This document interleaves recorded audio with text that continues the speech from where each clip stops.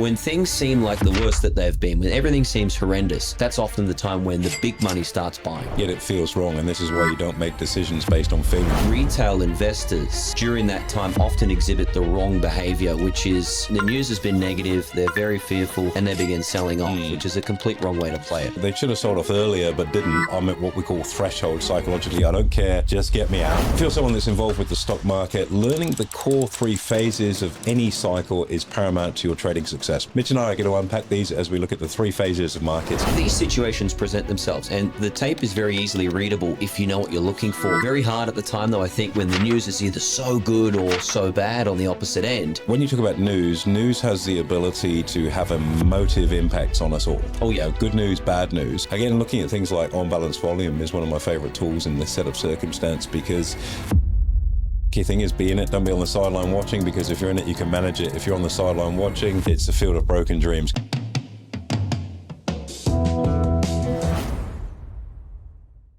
If you're someone that's involved with the stock market, learning the core 3 phases of any cycle is paramount to your trading success. When you're getting in, what to do when it's running nicely, and most importantly, the traps to avoid of getting out too early, or even worse, getting out too late. Mitch and I are going to unpack these as we look at the 3 phases of markets. As always, don't just take notes. Make sure you take plenty of action. See you in the show.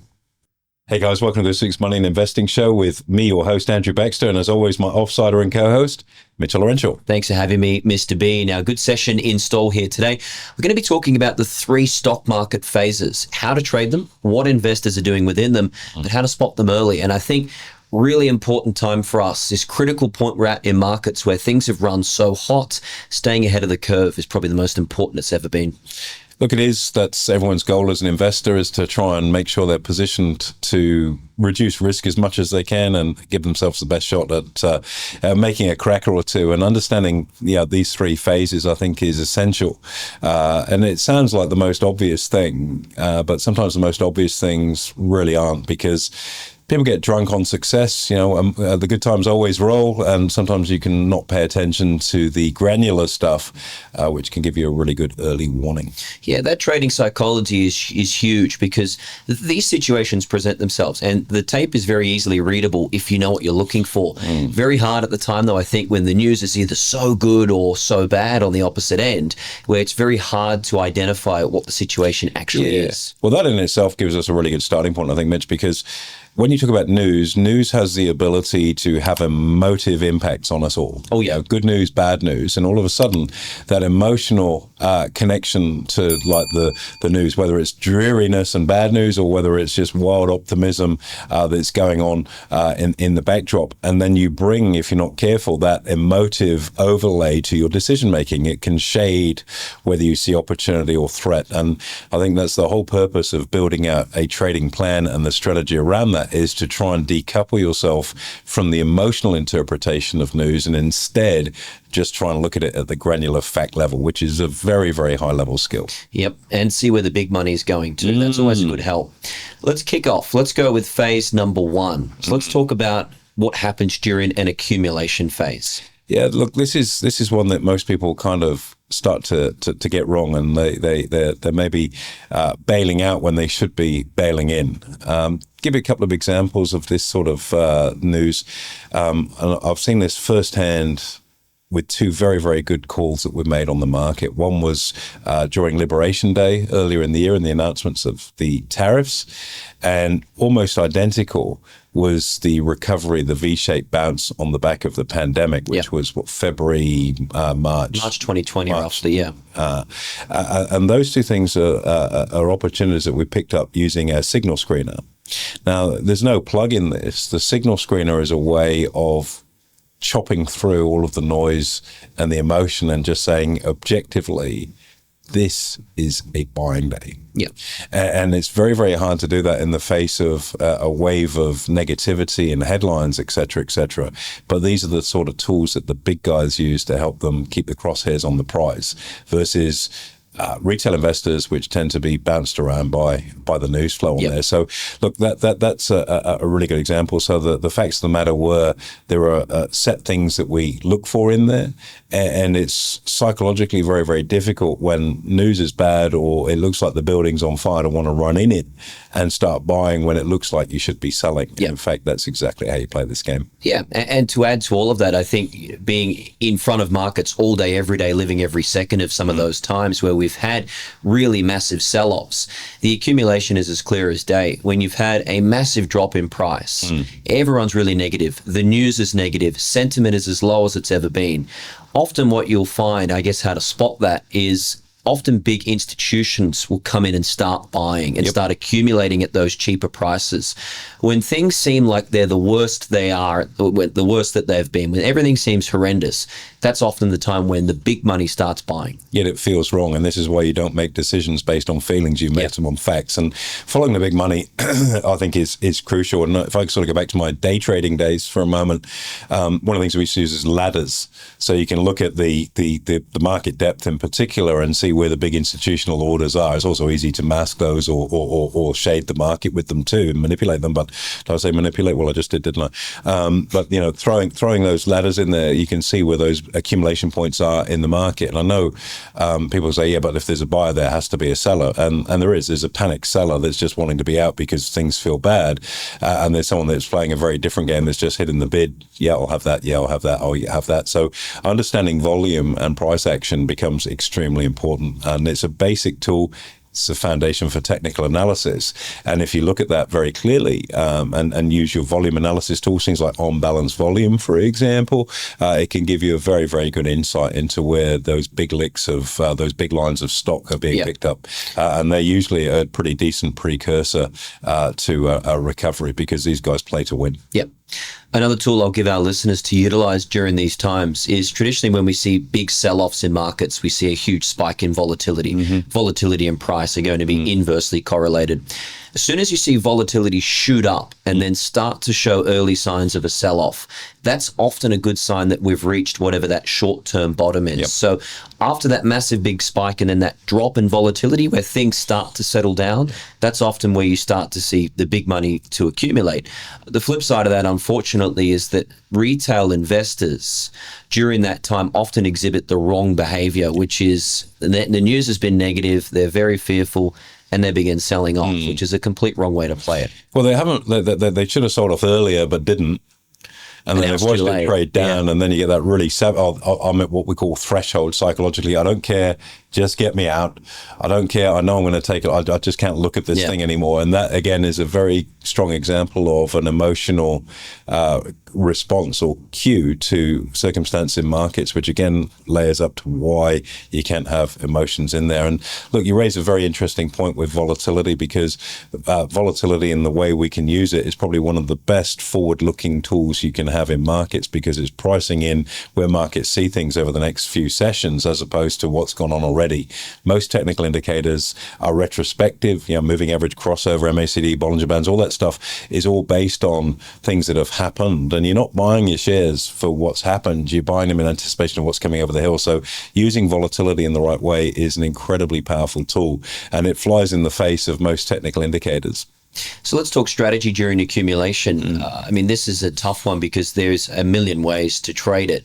I know you and I both did pretty well out of this year's sell-off. Let's take March, April this year.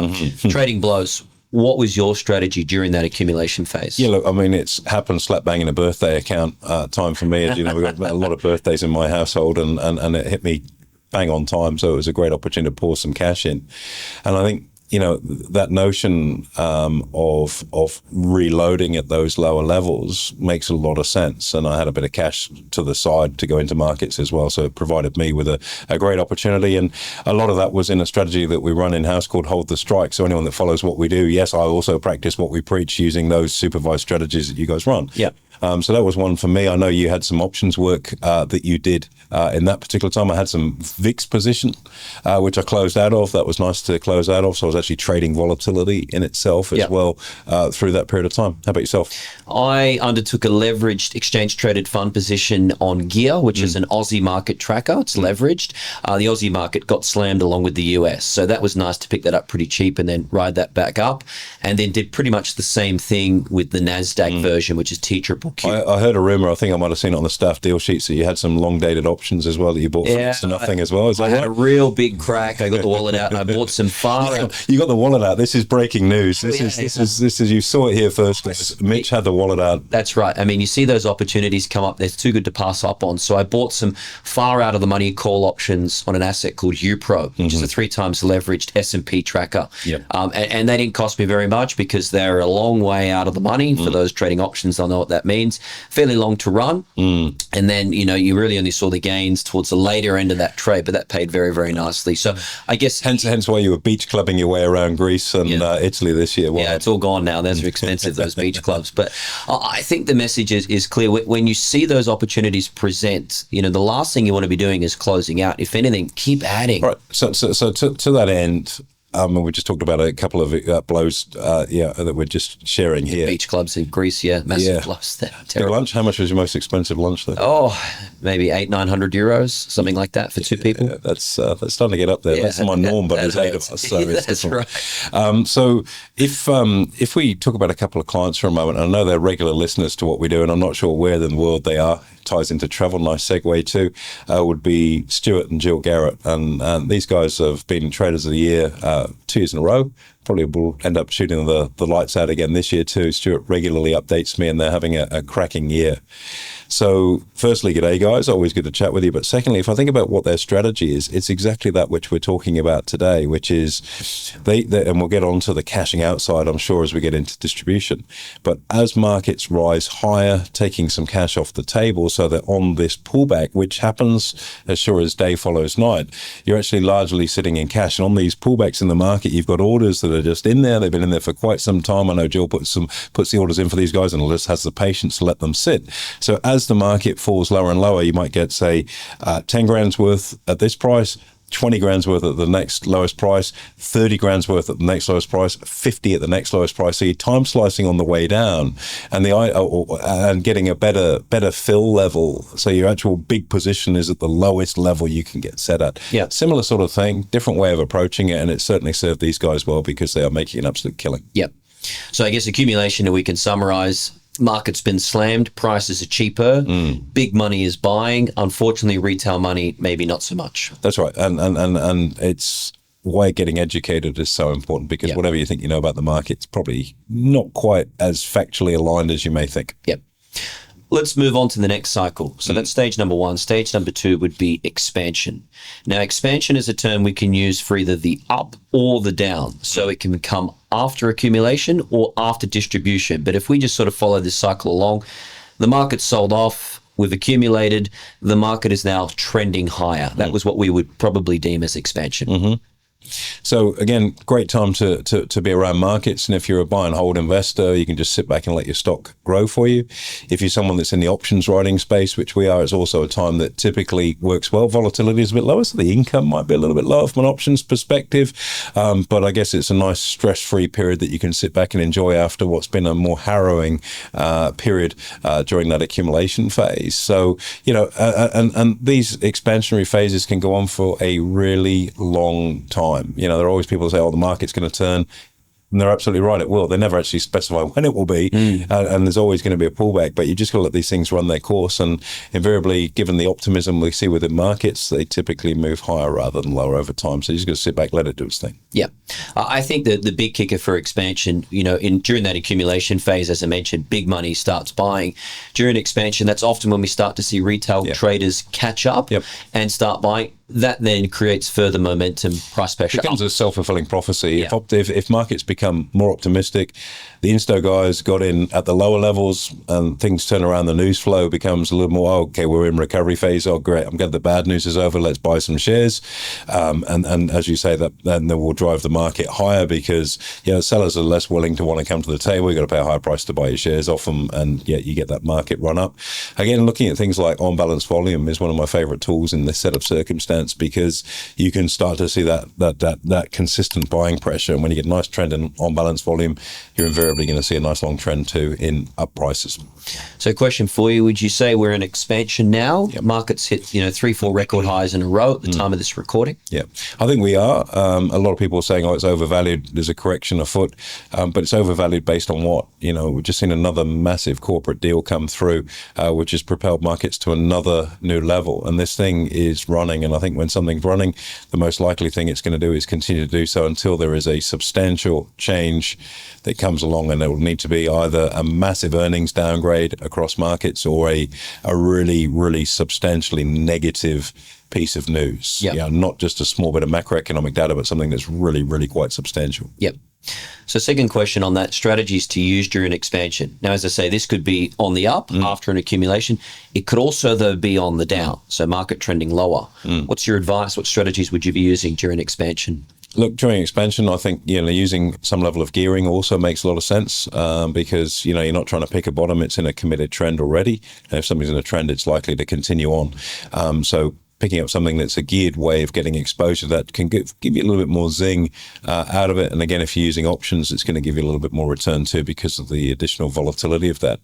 Also, if you think about a bearish condition, learning how to short sell or buy puts is quite a challenging thing for most people. Using an ETF is a very simple way of getting bullish or bearish exposure, either on a geared or an ungeared basis. So if we were to talk about the NASDAQ, you could just buy the triple Q ETF, which is an index tracker on the NASDAQ bullish, or you could buy PSQ, which is a bearish ETF if your view is more bullish. Yep. Bearish, I beg your pardon. Now, if you wanted to crank that up, well, you can then add some gearing. So you could use TQQQ for a bullish exposure, which is a triple geared exposure to the upside. Or if your view is very, very bearish, you could use SQQQ, which is the equivalent bearish geared ETF. That thing will clear your nostrils out really quickly. Oh, yeah. So you don't want to be messing around with leverage unless you really understand where you're at. But there are ways of really exploiting those slower long-term trends. Yeah. I think, my advice to anyone in that during that expansion time would be trade with the trend. Yep, 100%. I think in those times, it's very hard to argue against those trends. Like where we are right now, you could argue, yes, the market's overvalued based on PE, but how do you argue against something that's running so hard with so many good things going and for a pullback in this, once again, is a buying opportunity. And I think if you've set your stall out for that, like if we get a pullback, I'll use it as an opportunity to buy some more. The difference between a pullback and a correction. Yep.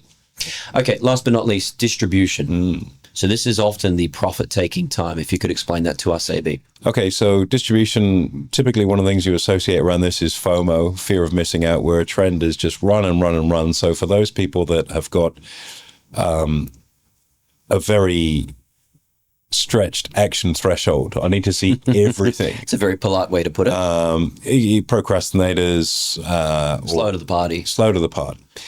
You've waited and waited and waited because the tariffs, they're going to bite. Well, they did, and then now that's in the rearview mirror. Or there's the US attack on Iran. Oh, that's the end of the market. Well, no, it wasn't. Or AI's done its thing. They've got to deliver earnings growth. Well, no, it hasn't. And you can always find a reason not to. And eventually, it gets to the point where all of those cards have been played, and there's no reason now not to be in the market. So you've ticked every possible box of confirmation. So you're right, I'm in. It's like watching a Galapagos tortoise do an assault course. It's just so painfully slow.